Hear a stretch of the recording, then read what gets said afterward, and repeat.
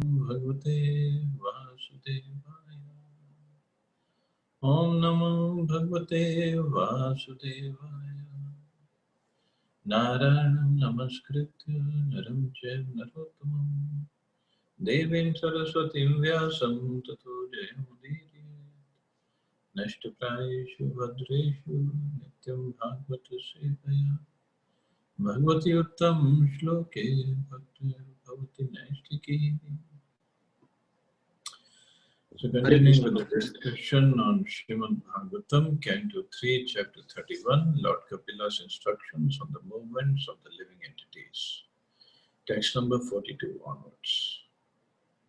The Lord Kapila is further speaking, Tamatmano vijaniya pati apati grihatmakam devupsaditam mrityum mrigyur gayanam yatha.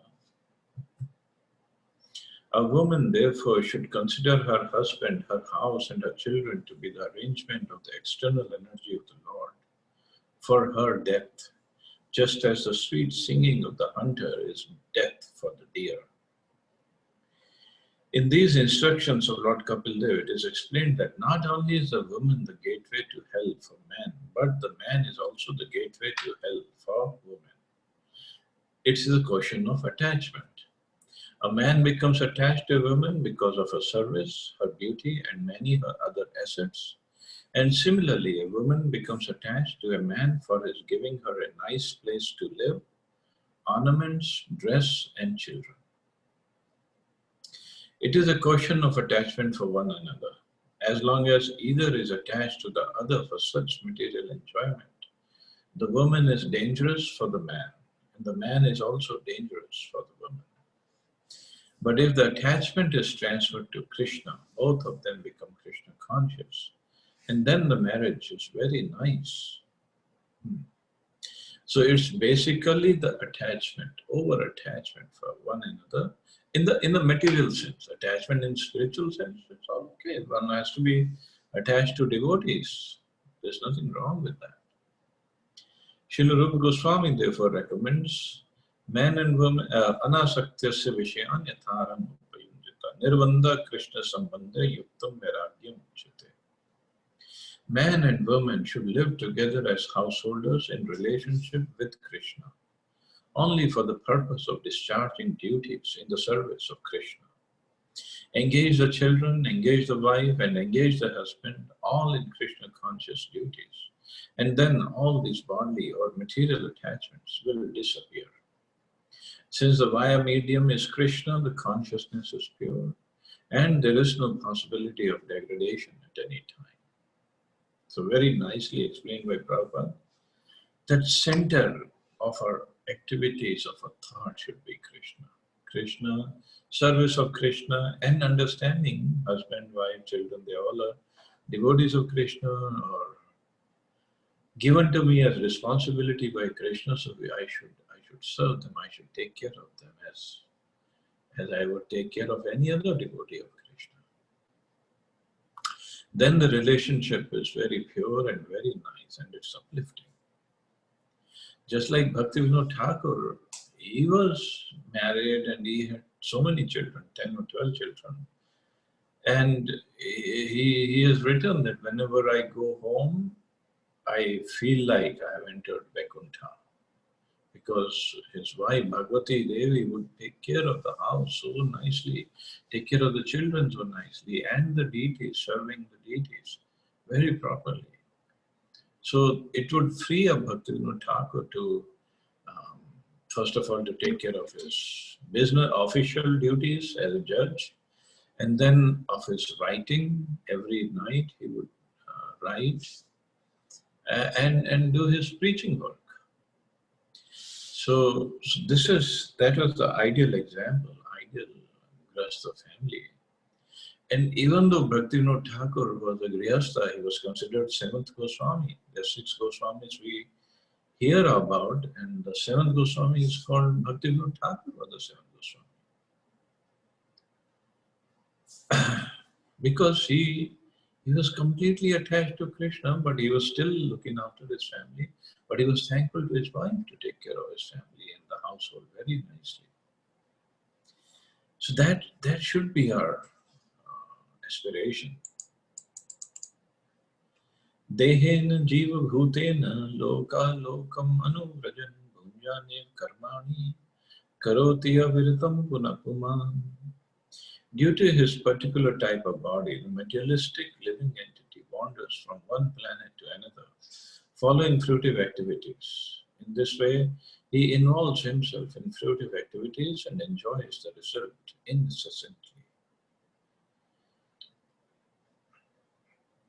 When the living entity is encaged in the material body, he is called Jiva Bhuta. And when he is free from the material body, he is called Brahma Bhuta. Depending where his consciousness is. By changing his material body, birth after birth, he travels not only in the different species of life, but also from one planet to another. Lord Chaitanya says that the living entities bound up by fruitive activities are wandering in this way throughout the whole universe. And if by some chance or pious activities they get in touch with a bona fide spiritual master by the grace of Krishna, then they get the seed of devotion service. After getting the seed, if one sows it within one's heart and pours water on it by hearing and chanting, the seed grows into a big plant.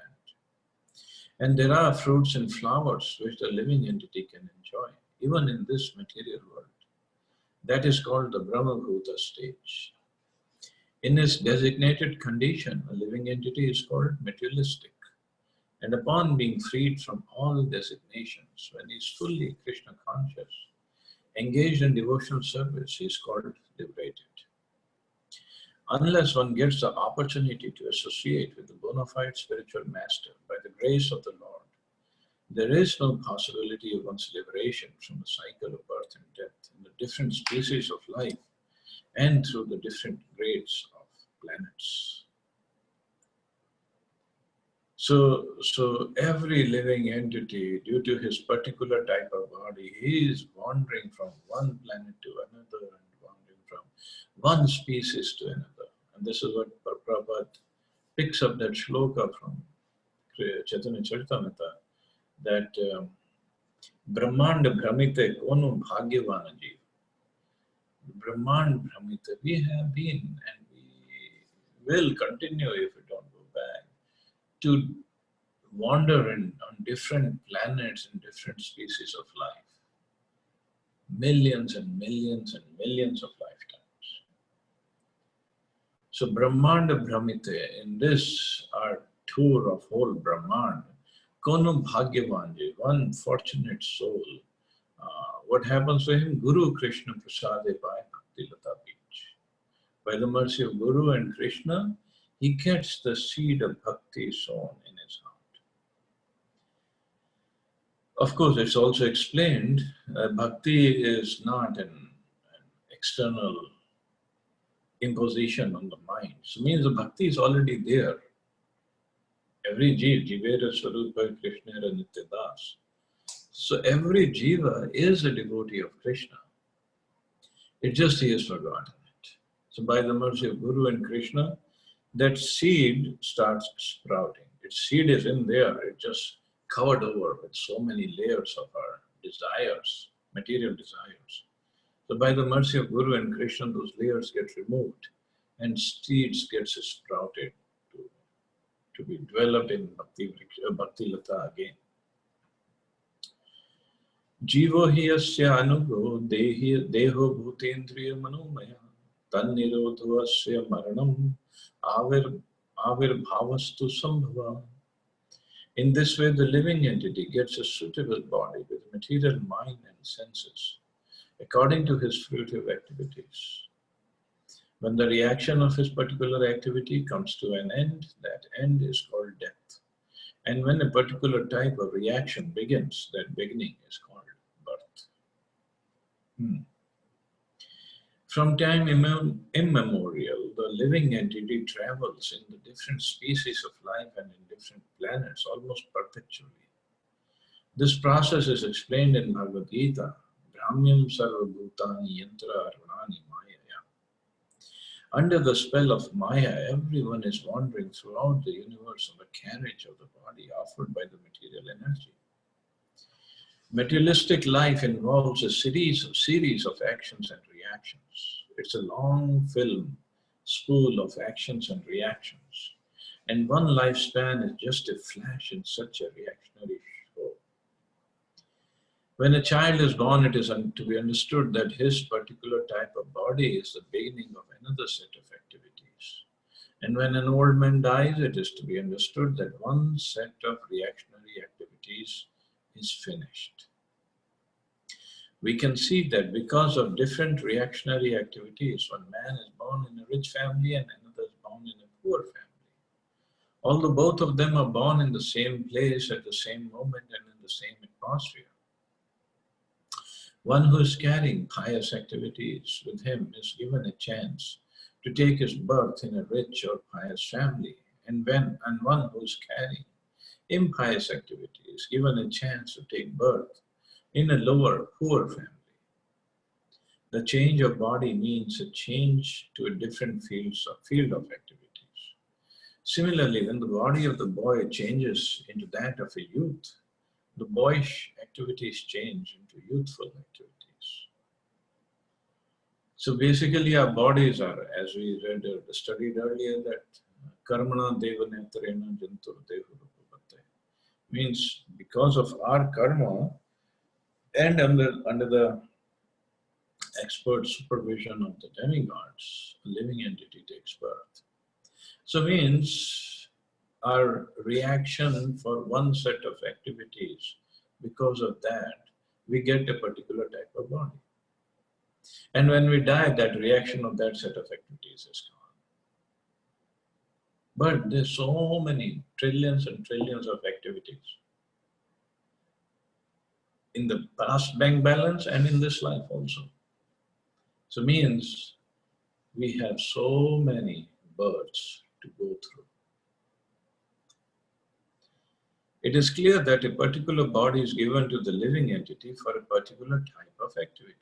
This process is going on perpetually from a time which is impossible to trace out. Vaishnava poets say, therefore, anadi karma phale, which means that these actions and reactions of one's activity cannot be traced, for they may even continue from the last millennium of Brahma's birth to the next millennium. We have seen the example in the life of Narad Muni. In one millennium, he was the son of a maidservant, and in the next millennium, he became a great sage. Here, Prabhupada is very, very merciful when he says it could continue from last millennium of Brahma's birth to the next millennium. We could be here for many births of Brahmaji, or many, many universes we have been through. It is quite possible.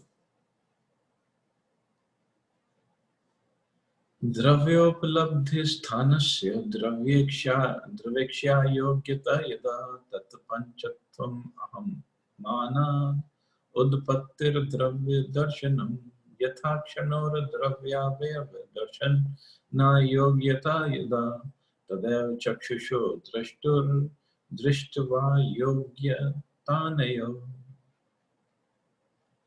When the eyes lose their power to see color or form due to morbid affliction of the optic nerve, the sense of sight becomes deadened. The living entity who is a seer of both the eyes and the sight loses his power of vision. In the same way, when the physical body, the place where perception of the object occurs, is rendered incapable of perceiving, that is known as death. When one begins to view the physical body as one's very self, that is called birth. Another way of understanding that if the eye, because of some morbid affliction of the optic nerve, or something happens in the optic nerve, and the eye becomes dead, means the soul, actually the eyes don't see, eyes are only the instruments or organs through which the soul sees. So the living entity cannot see through that eye because of that instrument or the organ has gone bad. So physical body, when it is not rendered capable of perceiving, means when it is not suitable for working, then this physical body is considered as dead. So that is death. When one says, I see, this means that he sees with his eyes or with his spectacles. He sees with the instrument of sight. If the instrument of sight is broken or becomes diseased or incapable of acting, then he, as a seer, also ceases to act. So just because he cannot see through this set of eyes doesn't mean the soul has lost the power of seeing. He still has a power, but this instrument has gone bad. Similarly, in this material body at the present moment, the living soul is acting. And when the material body, due to its incapability to function, ceases, he also ceases to perform his reactionary activities. When one's instrument of action is broken and cannot function, that is called death. Again, when one gets a new instrument for action, that is called birth. This process of birth and death is going on at every moment by constant bodily change. The final change is called death, and acceptance of a new body is called birth. That is the solution to the question of birth and death. Actually, the living entity has neither birth nor death, but is eternal. As confirmed in Bhagavad Gita, na hanyate hanmane sharire, the living entity never dies, even after the death or annihilation of this material body. Means the death is when this body is no longer suitable to be used by the soul. It's just not good enough. Just like when a car completely breaks down, we cannot use it anymore, we just send it to the junkyard and just get rid of it. Means the car is dead, it is completely dead, cannot replace any of the parts, can't do anything to it. So similarly the body, so that is death. Tasmanna karya santrasu narkarpunyam na sambrama bodhva jivgatim dhiro mukta sangaschare. Therefore, one should not view death with horror, nor have recourse to defining the body as so, nor give way to exaggeration in enjoying the bodily necessities of life. Realizing the true nature of the living entity, one should move about in the world free from attachment and steadfast in purpose.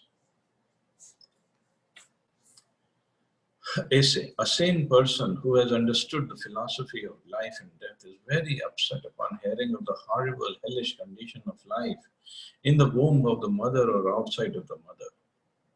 But one has to make a solution to the problems of life. A sane man should understand the miserable condition of this material body. Without being unnecessarily upset, he should try to find out if there is a remedy.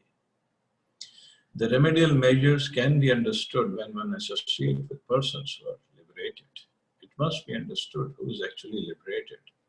The liberated person is described in Bhagavad Gita, one who engages in uninterrupted devotional service to the Lord, having surpassed the stringent laws of material nature, is understood to be situated in Brahman.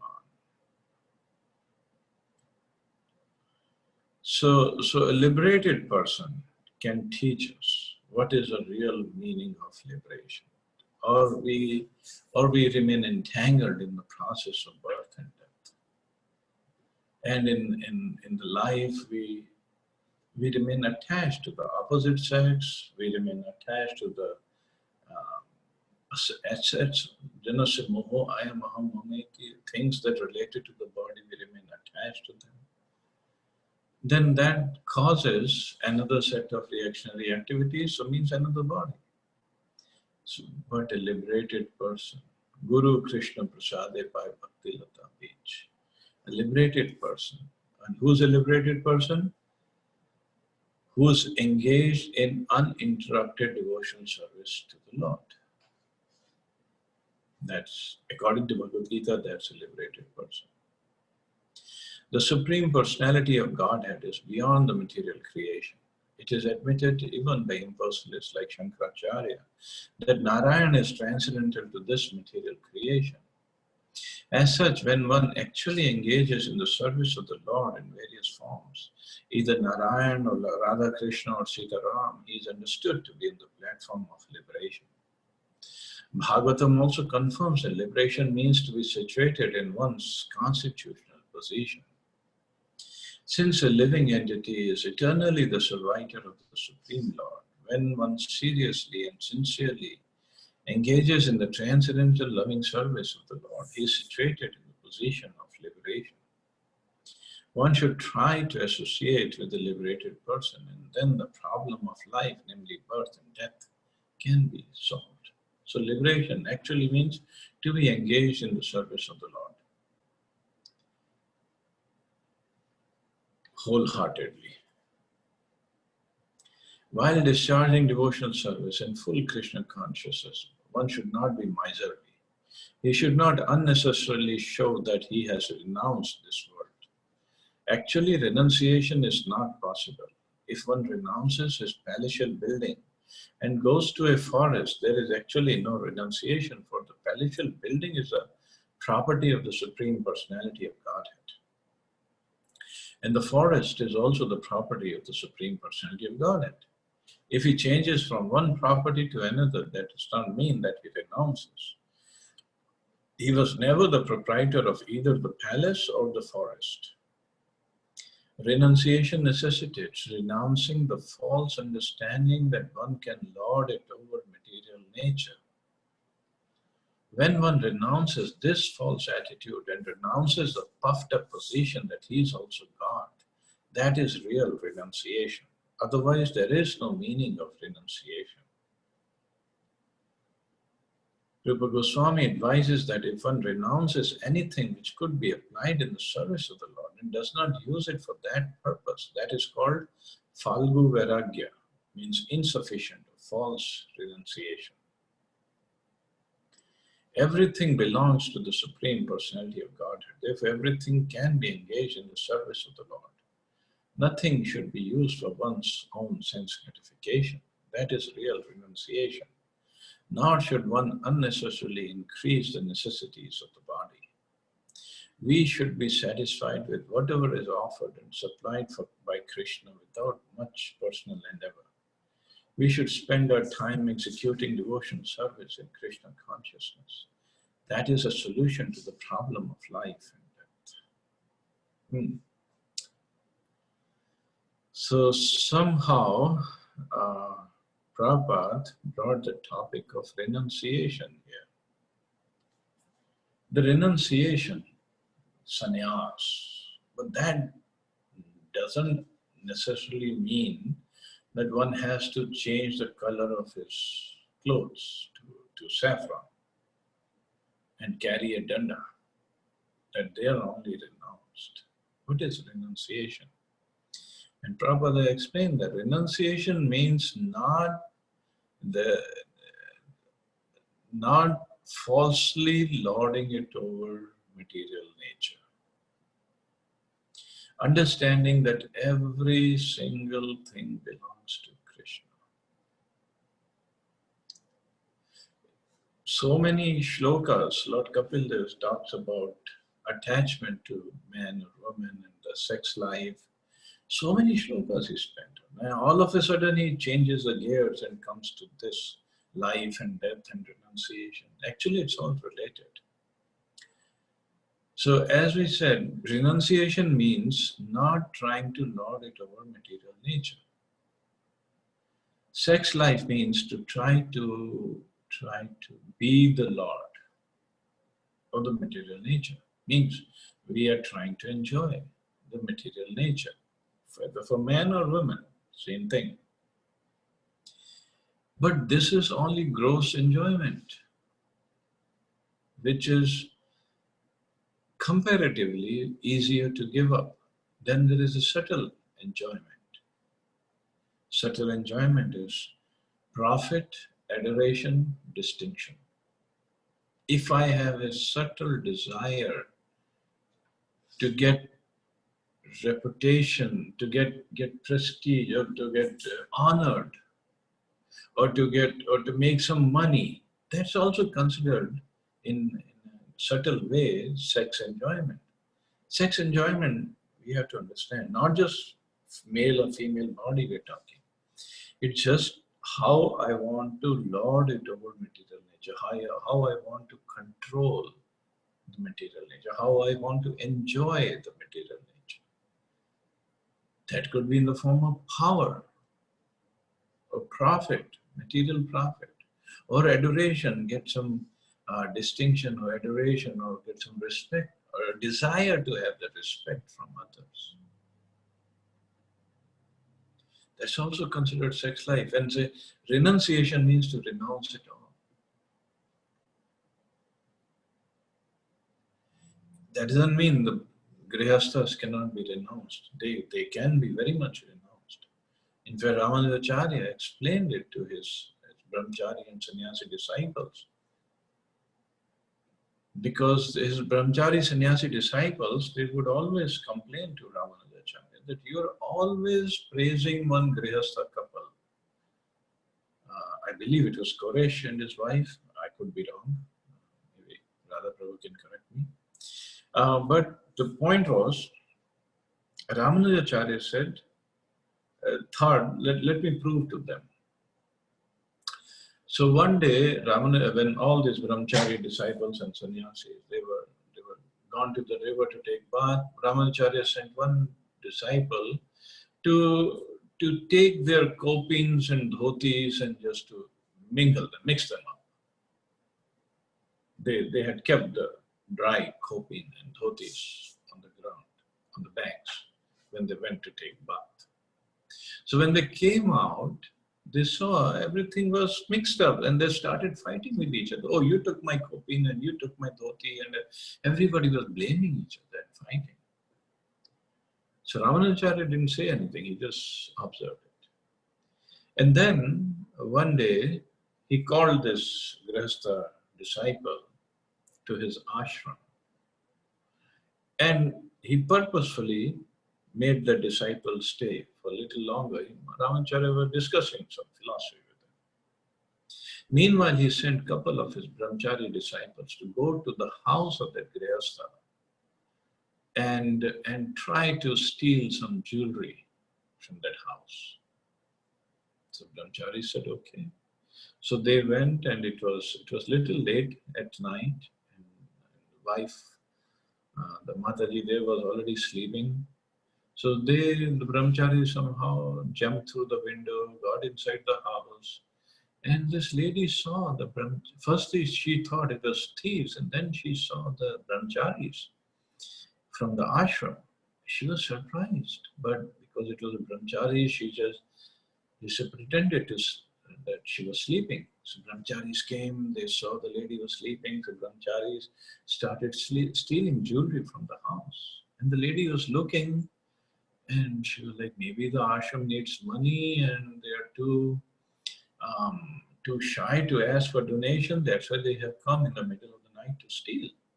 So she just pretended to sleep. So the brahmacharis, when they were leaving, they saw some jewelry on the body of this lady. She was sleeping on one side. So they started taking out the jewelry from her, the side that was open. Like the bangles and the rings. So meanwhile, the lady, she turned. And when the brahmachari saw her turning, they just left. They just ran away. They took whatever jewelry and they ran away.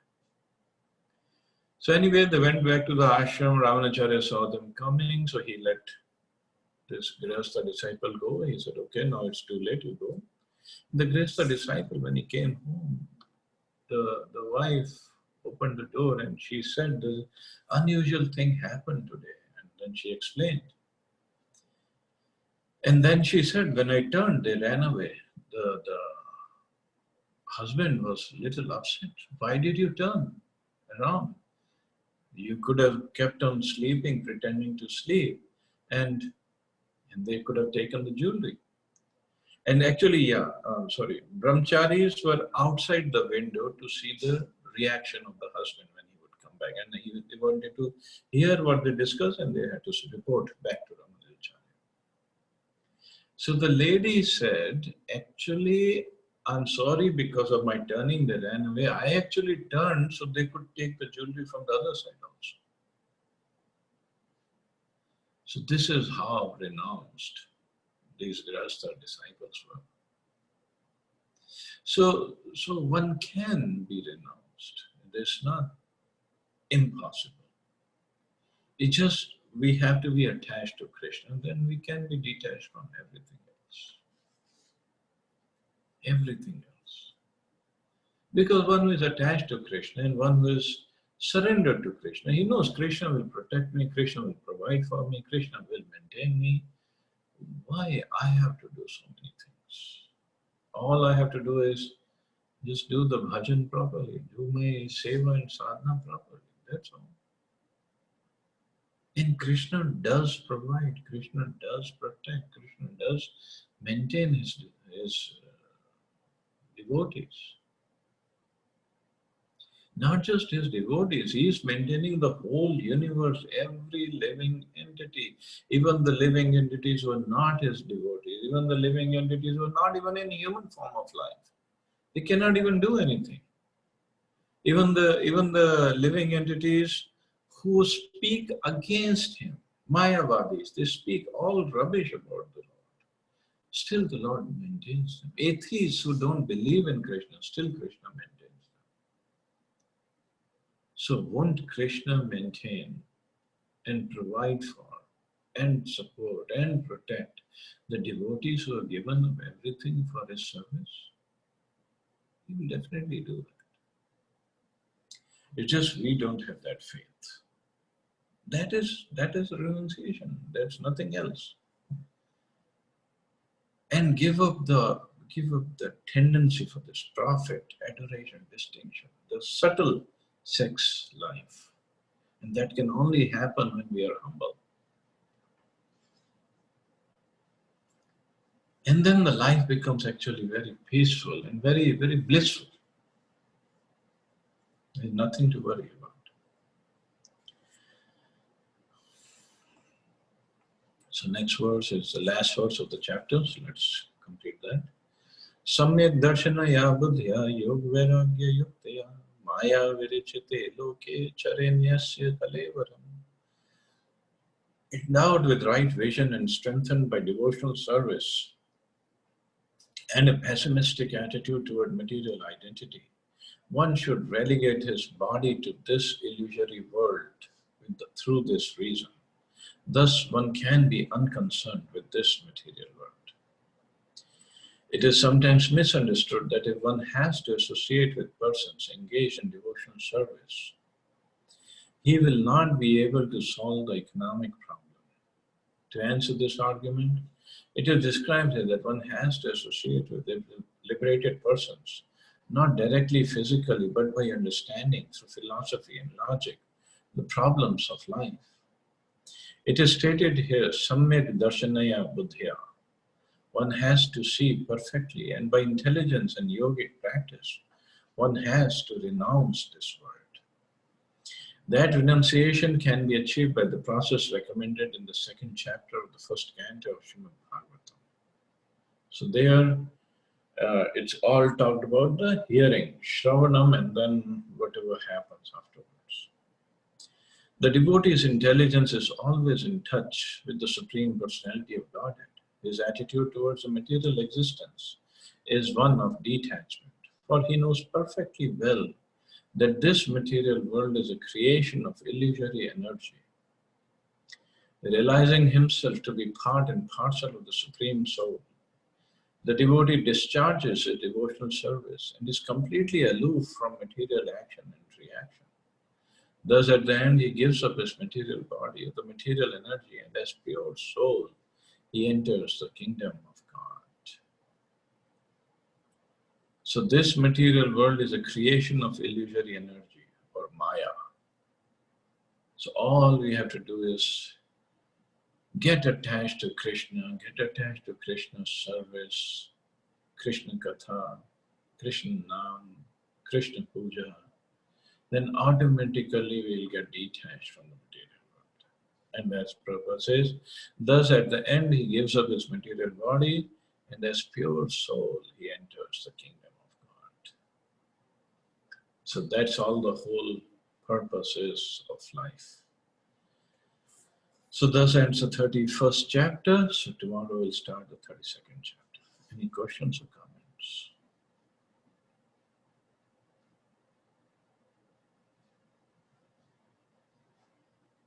Hare Krishna Prabhuji.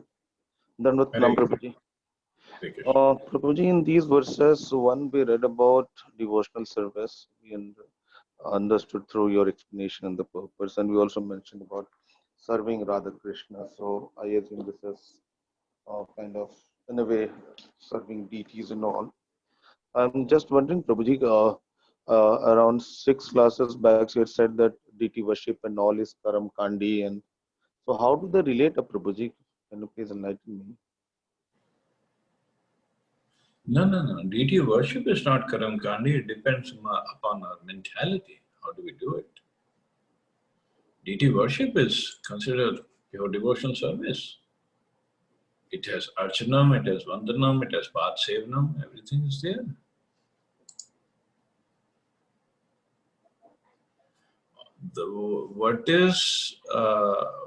What is not being, what is said that should not be done is at the time of deity worship, while we do deity worship, we should know how to deal with the devotees properly. Then the deity worship is very effective.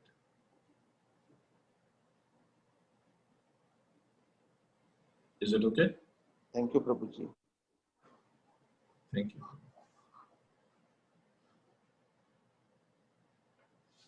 Any other question, comment?